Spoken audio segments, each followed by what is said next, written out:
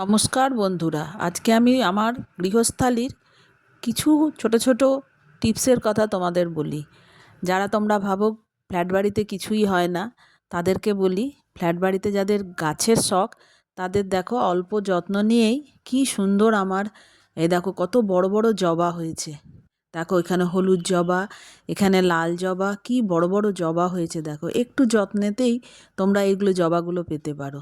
এরপর তোমাদের বলি কত ওষুধকারী গাছ লাগিয়েছি দেখো, যেগুলোর দৈনন্দিন কত কাজে লাগবে। আমি পুদিনা পাতার গাছও লাগিয়েছি, এই দেখো। তার সাথে ধনে পাতার গাছ, পুঁই শাক গাছ, সবই একটু আধটু হয়েছে।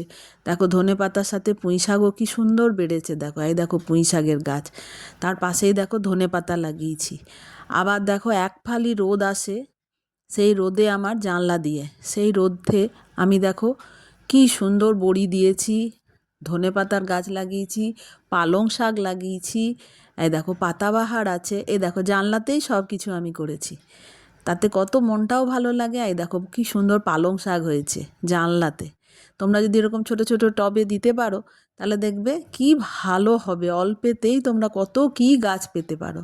আবার দেখো এক ফালি রোদ আসে জানলাতে, সেখানে আমি জলের বোতল দিয়ে দিই। ঠান্ডা জল খেতে তো ভীষণ ঠান্ডা লাগে এই শীতের দিনে, জলগুলো একদম গরম হয়ে যায়, খেতেও ভালো, আরাম হয় গলায়।